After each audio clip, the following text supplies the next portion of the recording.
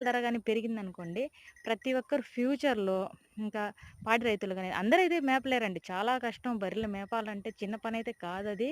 చాలా పడాల్సొస్తదసలు. కాబట్టి ఫ్యూచర్‌లో అయినా సరే పాలకు గాని గిట్టుబాటు ధర గాని అయితే ఉంటే కొంతమంది ఎవరైనా మా పెద్దోళ్ళు కొంచెం ఎవరైనా ఇంట్రెస్ట్ ఉండేవాళ్ళు ఇప్పుడు నాకైతే మేము ముస్లిమ్స్ అండి. చేయాలని అనుకోం. కానీ చేస్తున్నాం. నాకు వాటి మీద మంచి అభిమానం, ఇష్టం కాబట్టి నేను చేస్తున్నా. దానికైతే నాకైనా సరే గిట్టుబాటు ధర అయితే లేదండి. నేను వాటి మీద ఇంట్రెస్ట్ కోసం వాటి మీద ప్రేమ, అభిమానం నాకైతే ఉన్నాయి కాబట్టి నేనైతే వాటిని మేపుతున్నాను. నాకు కనీసం నేనే ఉదాహరణ చాలా కష్టం ఉందండి.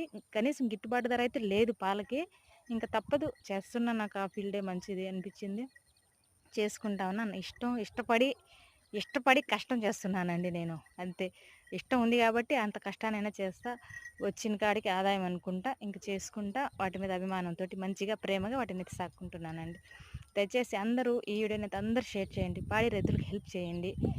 జస్ట్ అందరికీ తెలిసేటట్టు వీడియో షేర్ చేస్తే మన గవర్నమెంట్ దాకెళ్తే కనీసం మినిమమ్ లీటర్ ఒక 10 ఫ్యాట్ వస్తే ₹100 వచ్చినట్టుగానే ఉంటే కొద్దిగైనా సరే రైతులకి న్యాయం అనేది జరగద్దండి.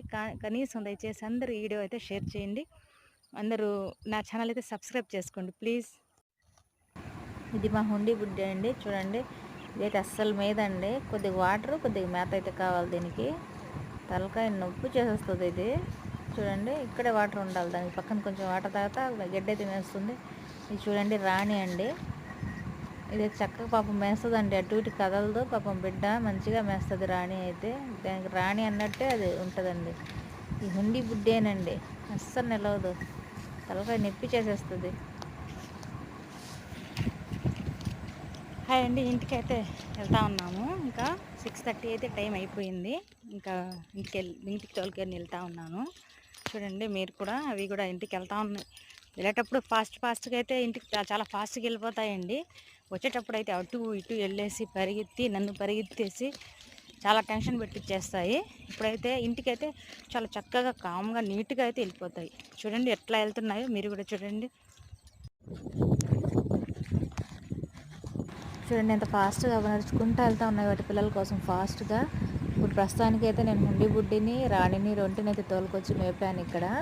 కొంచెం మాకు దగ్గరగా ఉంటే పొలంలో. ఇంకా సక్కు, మెల్ల, పండు, బరకత్ అయితే చాలా లాంగ్ వెళ్ళాయండి. పాపం వాటికి సరిగ్గా మేత లేదు. ఇంకా ఏం చేసేదేం లేదు. ఓకేనండి. బాయ్ అందరికీ. బాయ్. చూసారు కదా బాగా నీట్గా అయితే చక్కగా ఇంటికి అయితే నడుచుకుంటూ వెళ్ళిపోతూ ఉన్నాయి. చాలా ఫాస్ట్గా వెళ్తూ ఉన్నాయి. వాటి పిల్లలు ఉన్నారు కదా ఇంటికాడ. వాటి పిల్లల కోసం అయితే చాలా ఫాస్ట్గా స్పీడ్గా వెళ్తాయి.